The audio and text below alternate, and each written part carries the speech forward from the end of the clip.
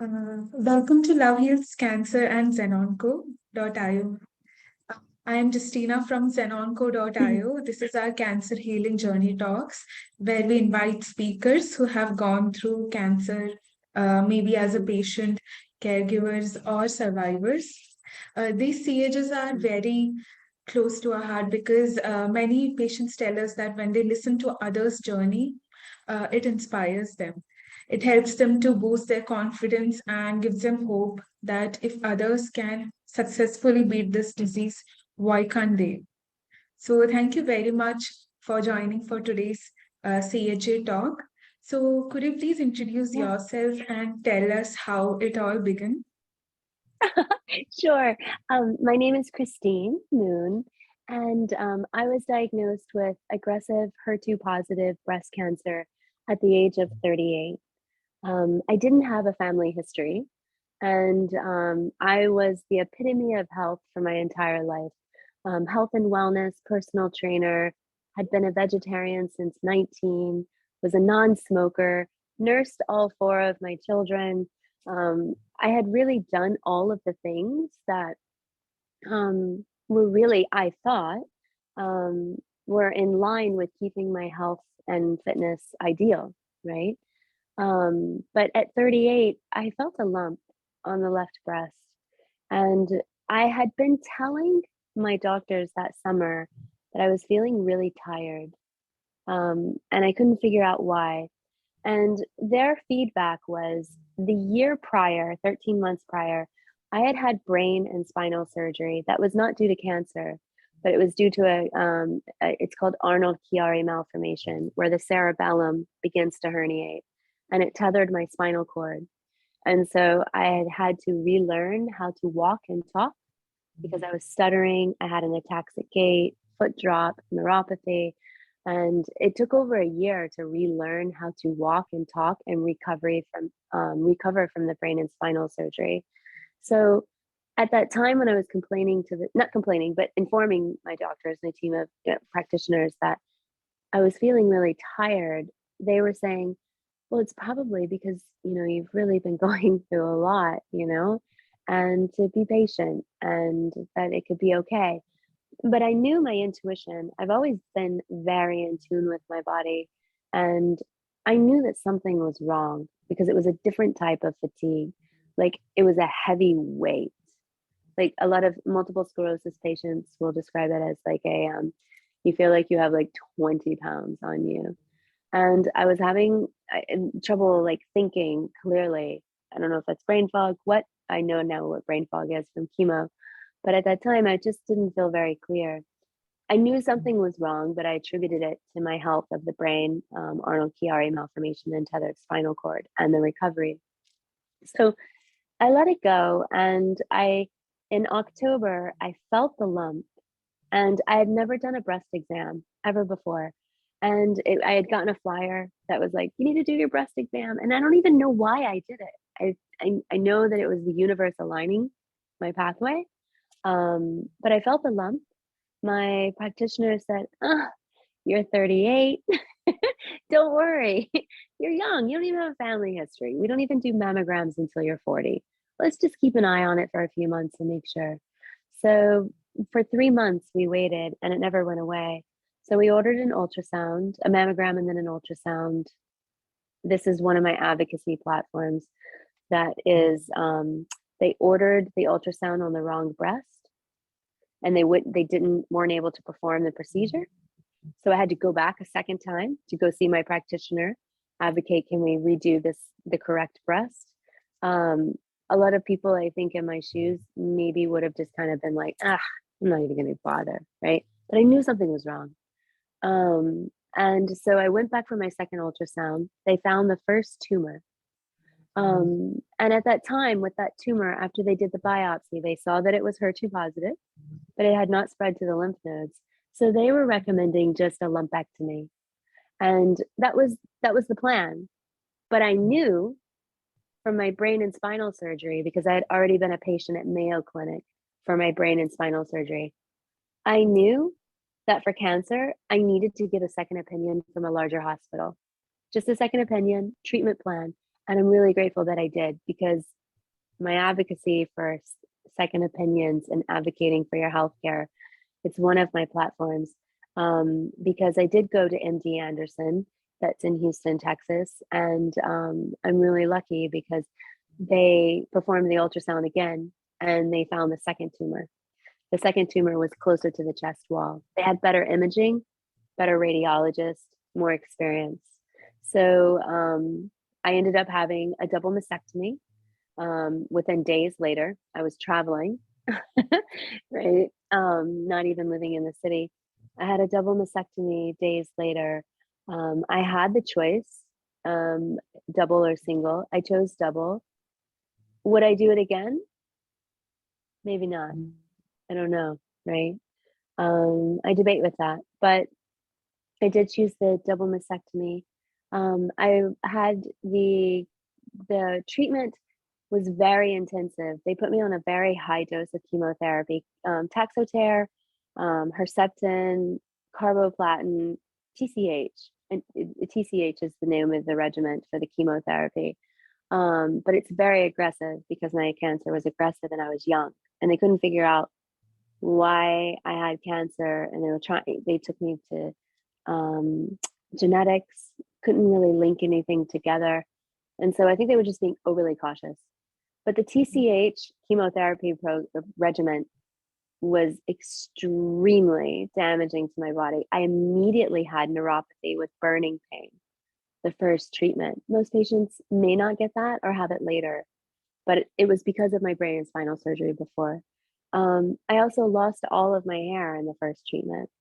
And most patients, maybe it comes out the second or third round, right? It was my warning sign in my body that I felt like the chemotherapy was too much for me, for me. And I wasn't sure if I was going to be able to make 6 treatments. I was still recovering and still relearning how to walk and talk, doing better, but I was still having to learn how to manage my fatigue. And then the chemotherapy on top of that was just like a big round. So I elected to end my chemotherapy. I wanted to do more research on what else is available around the world. I felt like my cancer was not because of necessarily choices I made. I felt like it was more emotional.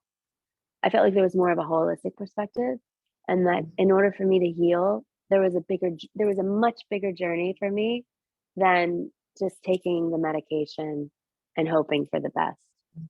Yeah. Um, but I didn't know anyone, right? I was researching. And so when I stopped the chemotherapy after the first round, I didn't complete anymore. I did complete Herceptin for a year. Um, I did not take any medication that is supposed to put me into menopause. They wanted to put me into menopause at 38, and I refused that treatment for my own personal choice. And I really prefaced that was for what was right for me, because I'd already been through so much turmoil physically before. I felt like my body was just really in fight or flight mode, and I really just needed to nurture it more from a mind, body, and spirit, and really take a look at my environment and what was around me. So I ended the chemotherapy. My team of oncologists, I had ended up moving from Texas to Rhode Island. So I was a patient at MD Anderson and then Dana-Farber. And both of my team of oncologists were like, please don't stop your chemotherapy. We really don't advise this. And I'm not going to lie, it was absolutely terrifying because I didn't know anyone who had stopped their treatment plan. I was just going off my intuition of what I really felt within my soul that was right. And it was part of one of the many lessons I really needed to learn in my journey to healing, which was to learn how to trust. Like, trust is a big thing. Trusting something that's much bigger than me.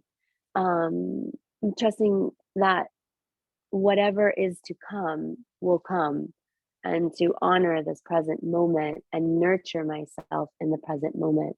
Thich Nhat Hanh says, the past, focusing on the past creates depression. Focusing on the future creates anxiety.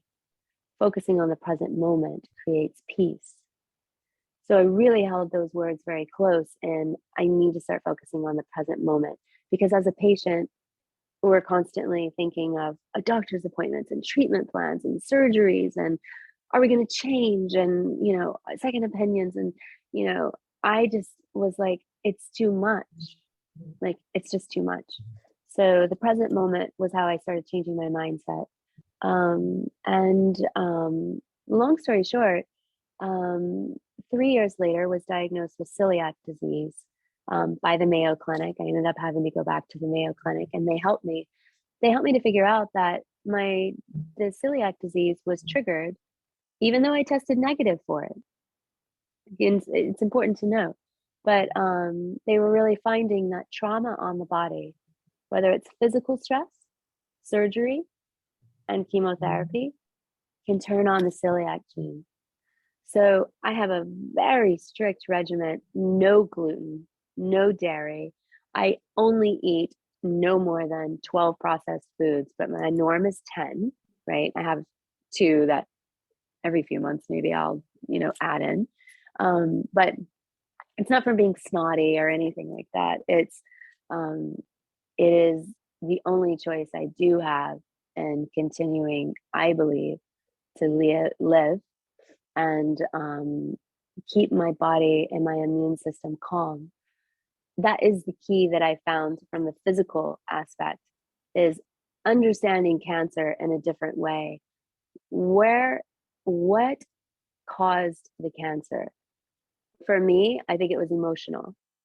I have been going to therapy 3 times a week for years now. I'm not being facetious when I say that. A lot of healing from trauma that was unresolved. And I'm still working on it, doing better, but I'm still working on it. Yeah. So I'm such a big advocate for mental health, um, because I really believe in cancer. For me, from my journey, the healing of trauma or any sort of stagnancy within the spirit causes imbalance within the physical body. So digging deeper from that perspective to heal the emotional pain, but also to understand why you're in this journey. What are the lessons? In this moment, you're still alive. You may be at stage 4 diagnosis, but at the end of the day, doctors were telling me they didn't even know if I was going to be able to walk normally again, right? It's all in the power of the mind, meaning you have to leave that to something much greater, was what I felt for me. And so it was learning to heal emotionally and spiritually, but it was also digging deeper to figure out what were my lessons to learn in this process, this part of the journey. So one of those lessons was learning how to trust, because my trust had been broken in my history. Yeah. And in this journey, I needed to learn that my intuition was telling me that this is the right path, and I needed to honor that. And however it comes is however it comes. It'll be 7 or 8 years in October. We were doing the math. I was diagnosed at 38, so I'm 46 now. So 8 years. It'll be 8 years in October. 8 years. And I'm really happy about that. But there was a lot of other things that I did too. I had been practicing yoga for over 20 years now, and was practicing daily for years before, because, like I said, I was in the health and fitness world. But it was a form of relaxation for my body.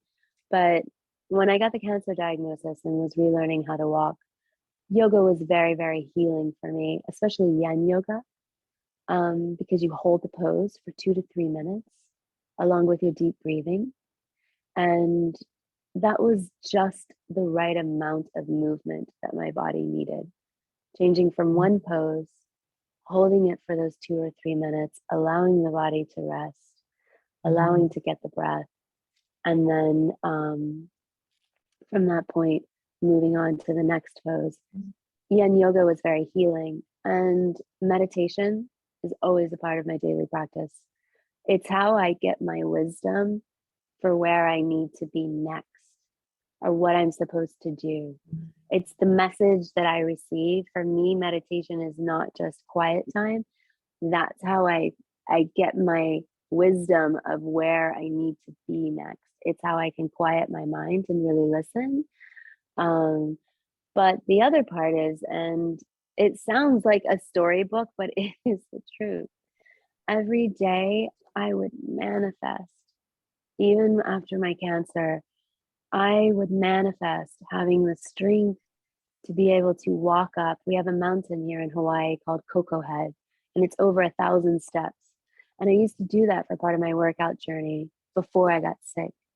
And I would take women up there and we would go and we would do our workouts up there. And it was very empowering. It was a very spiritual place for me. But because I had moved back to the mainland for medical care, it was easier. I yearned to be back home in Hawaii, the islands. And I yearned to be able to climb up Coco Head again. So every day I would manifest. I had vision board cards, and I still have some of them, of magazines that I'd cut out of things that I wanted to do again, which was stand up paddle, go to the grocery store. There was a woman carrying groceries. She's just like walking out with groceries. I wanted to be able to carry groceries by myself again. It was the little things and the big things. And when I would manifest, I would see myself going up Coco Head just as I had done before. And I knew at that time that I didn't know if I ever would, but I had hope that I would. And the reason why I manifested, and I say that as part of my holistic healing, was because I was afraid that maybe I would never regain my old body back again.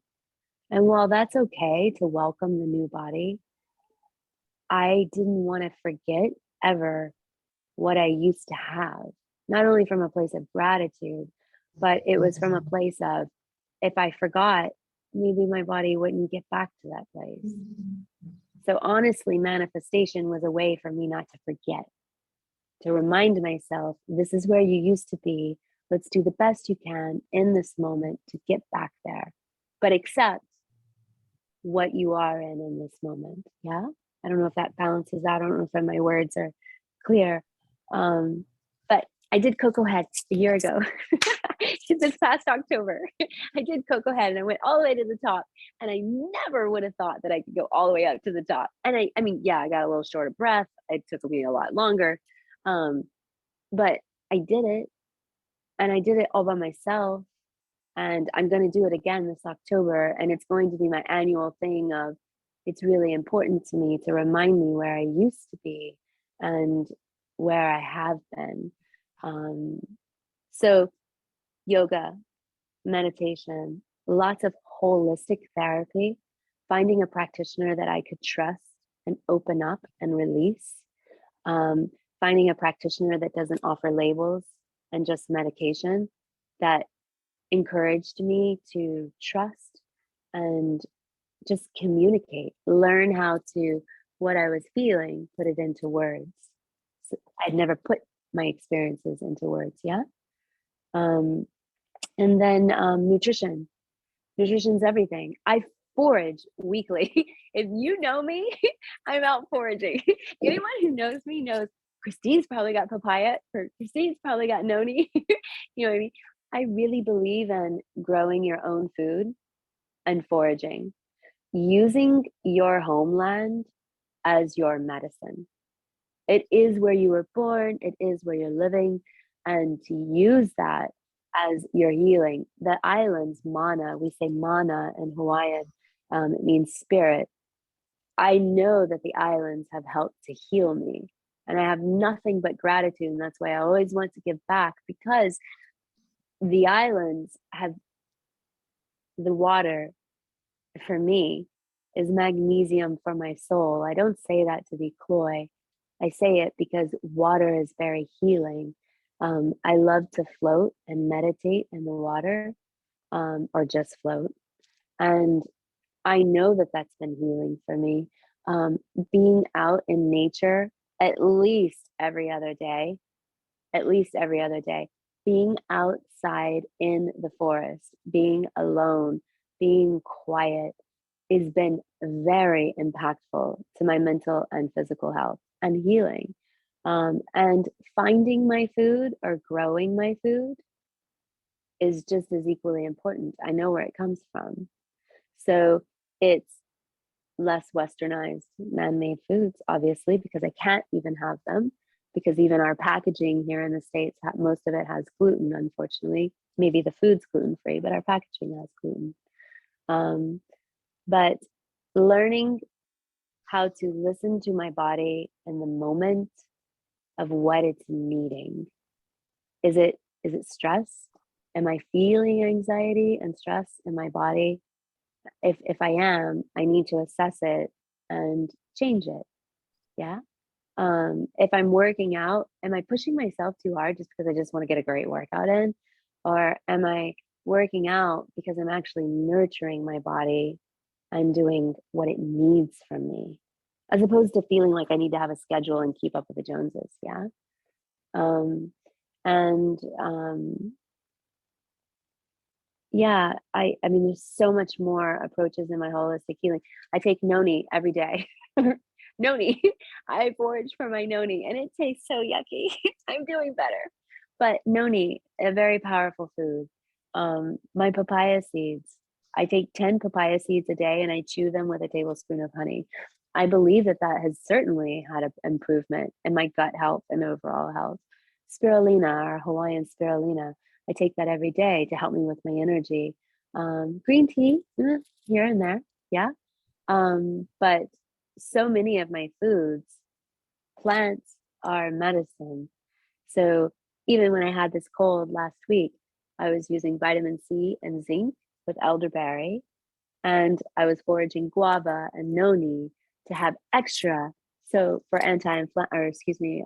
extra vitamin C to help my immunity. I was about to say anti-inflammatory. My apologies, but to enhance my antioxidants. So I just I probably sound a little off my rocker a little bit, but I know that if I don't practice this form of living, I think my cancer would return.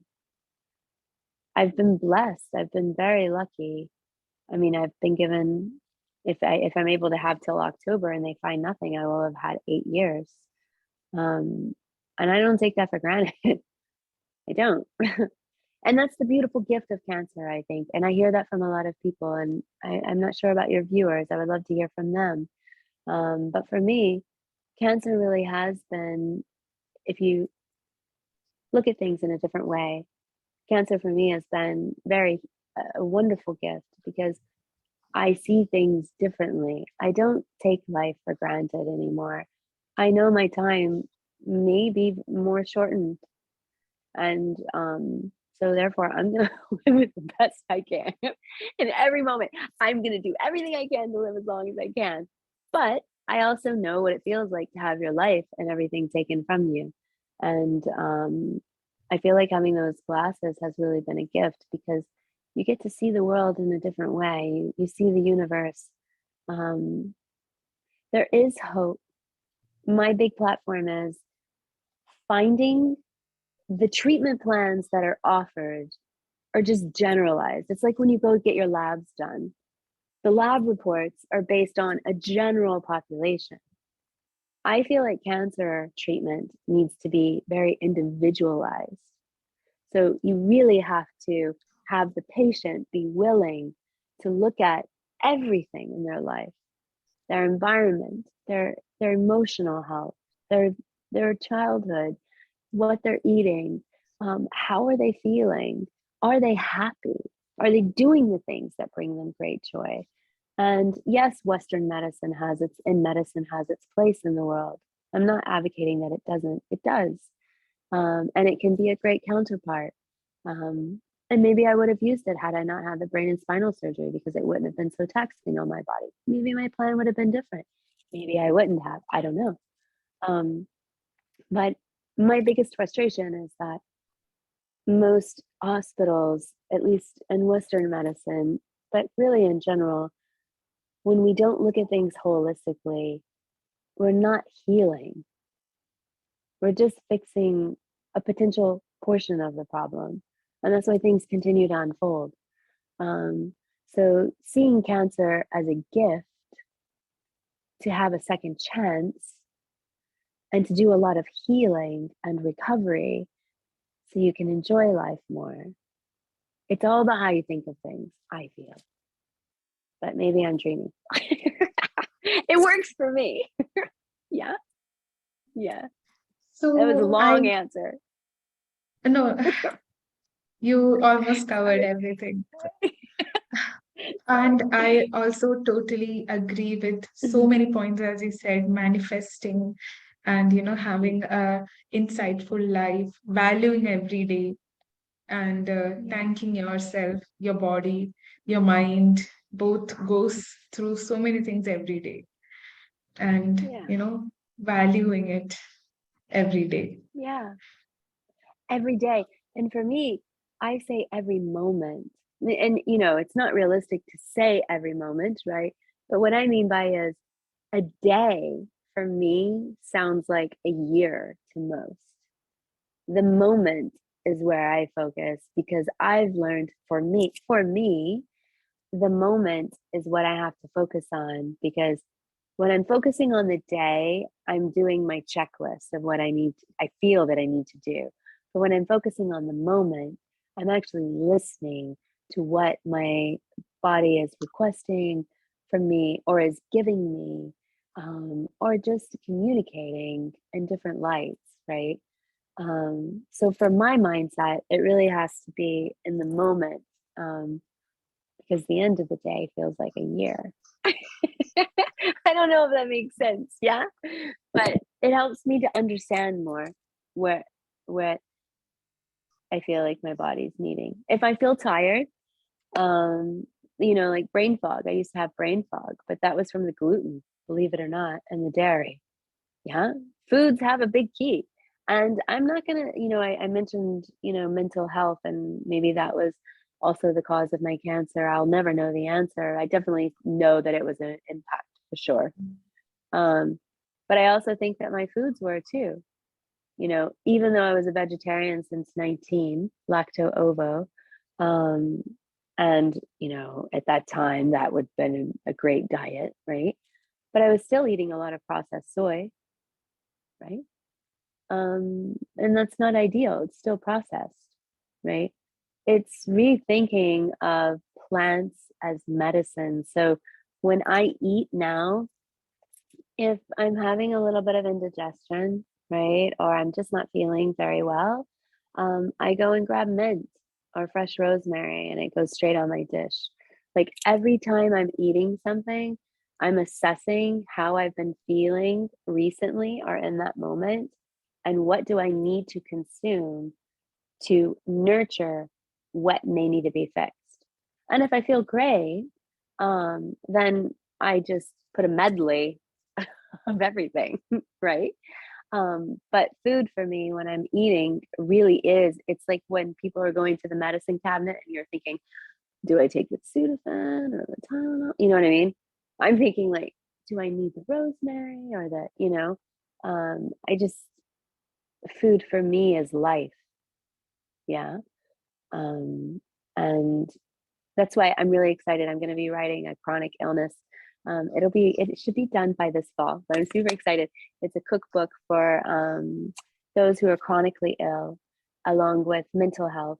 But of course, there's going to be several chapters on cancer that'll talk about, liver cancer, throat cancer, breast cancer, but recipes that aid. So be featuring interviewing all the farmers that are local, sustainable, organic, and then showing how I go and forage the food equally as well. And then coming back, and I'm partnering with a very dear friend of mine who is a chef. And we take the dish together and then we promote the recipe. But I'm really passionate about that because I really do believe that food really is medicine. And getting back to that and understanding that and finding in your area where your medicine is very important. Yeah. That's beautiful thought, ma'am. Like as you said, it's very important. The food plays a vital role that Mm-hmm. the body and the mind, goes through. food balances Mhm. it. So it's very, Yes. and you have a very beautiful thought, just to support the other people who are Mhm. having or who are going through the chronic disease and helping them to have a better lifestyle. So it's a very good Well, I'm thought. I'm just sharing. I'm just sharing. I don't know if I help anyone, but I'm just sharing. But the beauty is, and that's the great thing about cancer too, and all chronic illnesses or mental health, is as we share our journey, we're learning from others too. Yeah. And it's Yeah, very cyclical, and it's very, because it's so cyclical, it's very healing. It's all how you see it. You know, if I was told I have stage 4 cancer right now, I would be really sad. There's a lot of things I really want to do. However, I know and honor that I'm never going to be on this earth forever. It's just not going to happen. And I need to honor that. And so, as opposed to wasting, for me, like when I had the cancer, in my process, I was beginning to get angry because I'd already gone over the brain and the spinal surgery. I was relearning how to walk and talk. I couldn't even do, I mean, I wasn't even able, in the very beginning, to even shower and bathe by myself, right? And I was completely dependent on nurses and my family. So when I got the cancer diagnosis, there was a brief moment of, why? Like, what have I done? Like, I thought I was doing everything right. Like, why? Like, why am I meant to? And I felt, for me, and I really want to preface that it's what was my journey. Yeah, I'm not suggesting for anyone else. Um, but for me, I started recognizing that it was keeping me stagnant. It was keeping me from moving forward. I could either sit there and be upset for a long period of time, or I could have a brief period of time and say, I am sad. I do miss my old body. I do miss feeling well. I do miss feeling independent. I do miss feeling like a woman. Because when you don't have hair and you can't walk or talk, for me, I miss being feminine and feeling like a woman very much. But I miss being an independent mother. I didn't want to rely on my children. My children were in elementary school and had to learn how to do their own laundry. I mean, they shouldn't have to do that. Yeah. I mean, that was part of my role. I mean, it's okay to learn, but not to take over so many responsibilities. Yeah. But it was keeping me stagnant, is what, when I was starting to dig deeper, I needed to let that go and trust that there is something that there, good will come, growth will come if I open the door and just breathe. But breath work, I also feel, is very important. That's another one. Every day, every day. Breath work with meditation and manifestation, those all three go in line. And breath work is equally important. It's the first thing the body receives in life. Yeah. And taking that moment to really get the proper oxygen into the body and to circulate the body and to rest and calm the body, it's insurmountable. Pills alone and treatment alone can't heal the body. I really feel healing comes from a holistic perspective. That's when you gain your peace. Yeah. Yeah. I Sorry. truly agree with you. Yeah, it's the positivity that you send to your body that works more effectively. And I also agree that no treatment, even if you are taking a best treatment, if your body is not positive within yourself, it won't work. I love that you said that. I love when you said that.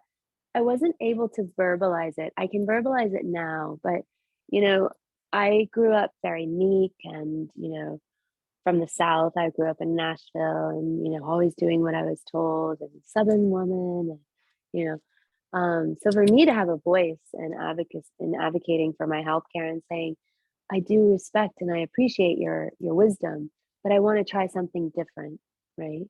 I don't think you're wrong. I just want to try something different first. Yeah. it took a lot. I mean, I was very afraid. And it took a lot for me to try to communicate that because everyone was saying I was on the wrong path. But as you said, with positive mindset, um, you know, the mind has so much power over the body. The gut really is the brain. And I know that in the sense that since going gluten and dairy free, I have no more neuropathy. The nerves have regenerated. I would have never thought my neuropathy would have gone away, but it was because of the food. My brain fog went away finally. I thought it would have gone away after the chemo, but it didn't. It was the foods that I was eating. But the positive mind um, is so important because that is what keeps you moving forward. Um, it really is having the courage to say, I'm willing to do the work and make the assessments and make changes if you feel that those changes need to be made for you. It's listening to that wisdom. And when I received the chemotherapy, I didn't believe when I was receiving the infusion that it was the right thing. It felt wrong for me. So maybe my symptoms were more aggressive because I didn't believe in it. Yeah. I mean, you could argue that, you could, right? If you look at things holistically, um, I don't know why my symptoms were so progressive so quickly, but maybe it was because I didn't believe in the treatment initially. Yeah. So I really believe that once you start doing the journey and gathering your tools of, yeah, this makes sense to me. I think I do need to incorporate this into my life. And so you take that one perspective and then you look at another one. And then you're looking at different medicinal treatments, whatever those are. And you're like, yeah, that feels right to me. I'm okay with trying that. And then you put all your puzzle pieces together. That's how you, as the patient, have to come up, unfortunately, in our world, I think for the most part, with your own individualized treatment plan. Even if you're going to holistic practitioners, they only have so much limited time. So you're going to go to multiple, if you're wise, to get more wisdom. And then you collect all your information and you say, aha, I think this is what I should try for now. And then you come back and you reassess. It's not an easy journey. It can be overwhelming. I used to say to my family, my family and friends would call and they'd be like, how you doing? What's your new lab say? What's the new reports? And what are the doctors saying? And I'd be like, it is a cancer-free day. And everyone knew what that meant. Like, I'm not talking about it. I want to remember what it felt like to feel like to have a normal conversation. And so it was really important to me later. It took me a while to develop that skill or that thought or idea alone. But that was also very important. Yeah. Having days that they weren't like sick days. There was no discussion of that. It was just you as a human, as a spirit, go do the things that make your soul smile and make your soul have joy. Yeah. Setting those boundaries is really important, whether that's with your practitioner or your family, your friends. Boundaries are important. Yeah. But love and light is too. So, Yeah. as you said Yeah. that, you don't have any family history from your side. So, No. when you got diagnosed, what was your Mhm. family's reaction? Very interesting. Shocked. Because, and I say shocked, to go back to family history, MD Anderson, when I did go to genetics, I do have a strong history on my father's side of melanoma. So they've been doing research of the genetic link to melanoma and breast cancer, um, but they still weren't really sure. Other than that, that's the only potential thing that they could find. And that was it. And they were just kind of taking a stab, right? I guess at what it could be. But what was my family's reaction? Shock was the beginning because I had heard the words before from the brain and spinal surgery, which was, you're too young to be sick. How can you be sick? You're so young. Um, that was not helpful. That was not helpful. By the way, that's not helpful, right? But my family's reaction was shock because I was the one in the family who had never, like, my father had been a smoker, could have been another cause to the cancer, yeah.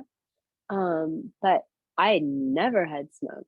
I never did anything wrong when it came to, other than eating processed foods that I feel is wrong now. But for me, but they were shocked because I was such the epitome of health. I mean, like, I was running up Cocoa Head. I was a personal trainer. I was in the health and wellness world. I was like an elitist. I'd been a dancer my whole life. I was always the right BMI. I always followed all the rules to be healthy. Yeah. But I didn't follow the rules to be healthy in the mind, in the spirit. I only did it for the physical body. And I think that's important to know. Yeah. But they were shocked. But I was grateful that, when I wanted to end my chemo, especially my mother, no one ever said, please don't not go this way. I'm really grateful for that. Because had I had family members that, that I really loved had told me that at that time when my voice was not as powerful and my independence, I might have followed their lead, right? I really think and I really honor that every patient, whether it's a child, and this is another platform that I hold so deeply. I have a great acquaintance that's becoming a great friend, and she has a 14-year-old son, stage 4 cancer. And he's been in the hospital for 2 years now. He's going back in again this fall. He's going to be there for several months. He's absolutely exhausted. He's not enjoying the life that he does have in this moment. And he doesn't want any more treatment. And the parents are divorced. The father wants to continue the westernized treatment. The mother wants to try something else because what they have tried hasn't been working. I'm not saying that the treatment is the wrong cause. My platform here is the child should have the right to decide. If the child is saying, I don't want this anymore, it should be heard. And so should the patients too. And I think that's really important as I work as also an independent health advocate. I do not work on behalf of the hospitals. I work on behalf of my patients. It's really important to me that families are supportive. They listen to their families as patients, what their wants and needs are, and then they are supportive in what they want, even if it's not what they want for them. Because at the end of the day, it's the patient's journey. They're the ones who have to do the work to learn and grow. They need that positive light. So having an environment, especially with cancer, looking at a holistic perspective, it's very important that you have a positive community around you of love, of that it's not just, it's truly a supportive environment. When I was sick, to answer your question, my family never questioned me, but my mother and I weren't very close then. We've been gotten much closer over the past 2 years. Um, and I was married at the time. But my ex-husband, the emotional value wasn't there. Yeah.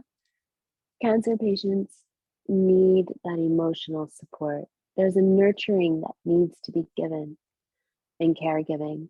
It's not just helping to administer the medicine or take out the drains when you've had double mastectomy and you have 3 drains taken out and you're just writing down the reports to send to the nurses. There is a nurturing that needs to occur. It's important. That helps in the healing.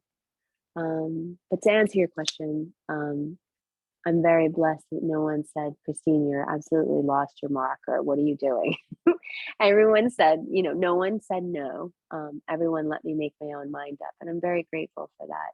And I really think that that's very important in every patient's journey, yeah, to include children, to include children. And I don't think parents should be punished if by law, if they want to try another treatment plan. I feel like, again, it goes back to every cancer patient, every chronic illness patient is a unique patient. We have to stop looking at things as a whole. To understand it as a whole is important. But when the patient comes into the office, to look at them holistically, there's so much work to be done. And they need and deserve to have their voice of where they want to be. Yeah. Even if it's, the last stage of their life and they're done with their treatments. They want to enjoy what they have. Like me, my philosophy was I would rather not have treatment. I would rather enjoy what I have right now, and live life the way I want to live. Everyone has the right to choose what they want. Yeah. But there is hope. I mean, like, honestly, I know that there's hope. I made it up. Go ahead.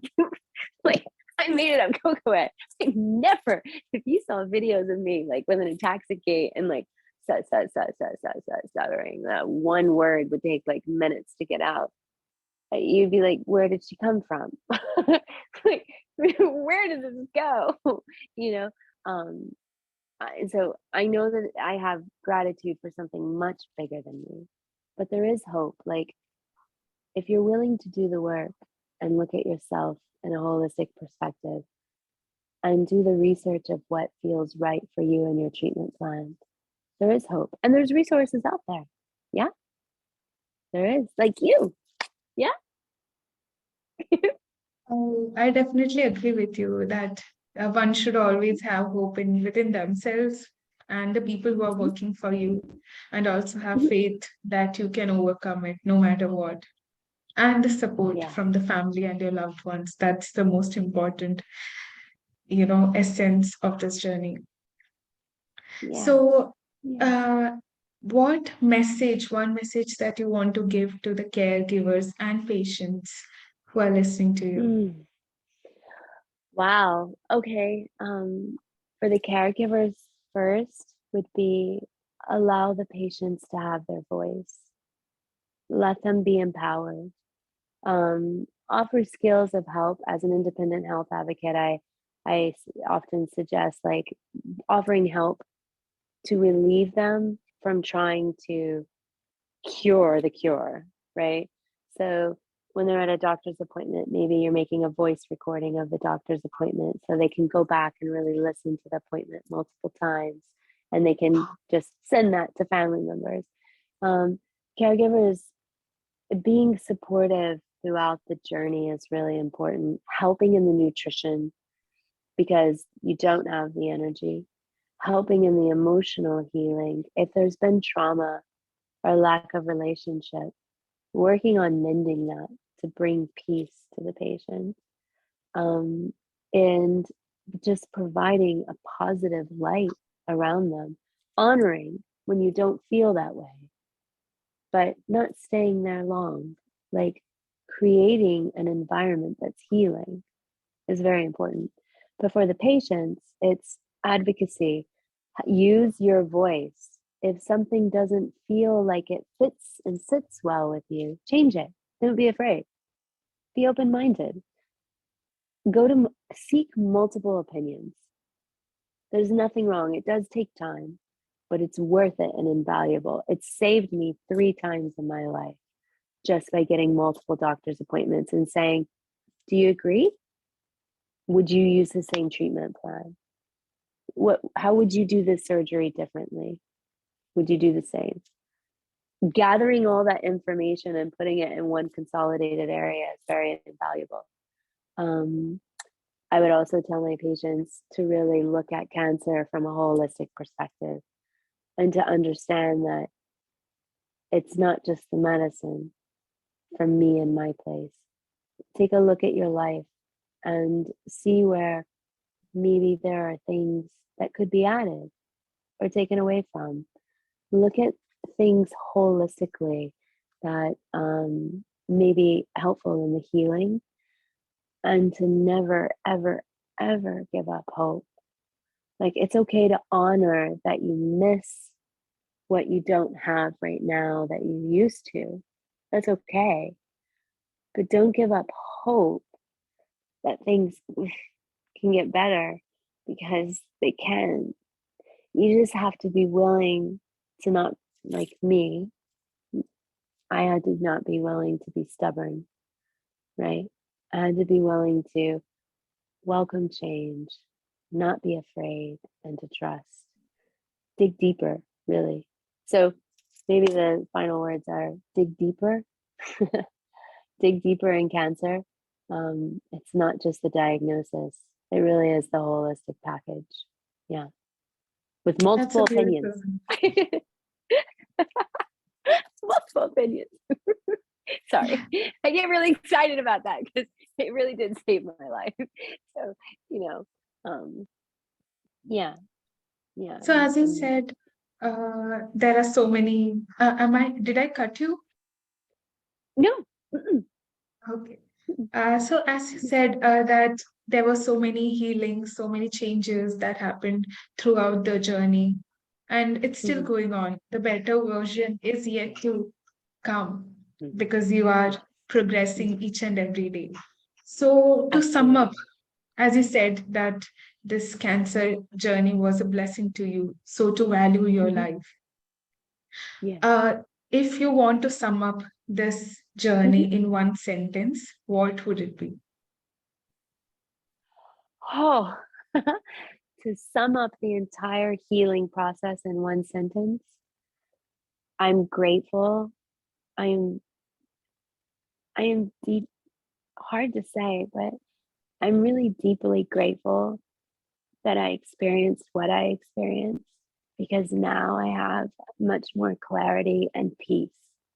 And I didn't have that before. So it really has been a gift because you have to keep doing the work. And life is much more valuable now after going through all of that. So my favorite mantra at the end of the sentence is Thich Nhat Hanh, Buddhist monk. He says, "No mud, no lotus." You may have heard of it, but I said it every day. You, a lotus flower chooses to grow in the muddy waters, and it can only grow in the muddy waters. Life is supposed to be muddy. It's supposed to be challenging. It's what life is. Welcome it, honor it, learn from it, grow, and you will bloom. But remember, the lotus flower only blooms for a day. It's in the moment. So cherish it. Don't don't set it aside. But it is, it can be a gift. It can bring you a lot of peace and a lot of clarity in life. Just don't give up on that. Yeah. Sorry. Um, So thank you. That That was wasn't a very sentence. that was a Yeah. very beautiful sentence to sum up your journey. Thank you. I can see Thank that you. you are shining as a blooming as a lotus. So it's very evident Oh, of your saying. thank you. That might be the best compliment I've ever had because I love lotus flowers. They're everywhere. They surround me everywhere. They really do. It reminds me always where I came from and the journey that I still have. That's Yeah. beautiful. Thank So you. thank you. Thank you very much for and it was really inspiring Thank listening you. to you. And thank you Thank very you. much for sharing your experience. And we wish you all the very best for your future Mm. endeavors. I wish you the best too. And thank you. I really appreciate it. And my apologies. Thank you for allowing me to just be open and share. You also help to heal me and having that opportunity. And if I may ask, if anyone wants to connect and share part of their journey or any ideas they have or thoughts that they're like, Christine, you should add this, I really welcome it. Yeah. I love the connection. It's important. We need our community. Yeah, Yeah. that's really true. We have to spread the word that no one is alone. Everyone is there for each other. Yes. Always. So thank you Thank so you. much again, ma'am, for joining today's CAJ Talks and take care. Anytime. You Bye. too. Thank you. Aloha. Bye bye. Uh, Bye. Bye bye.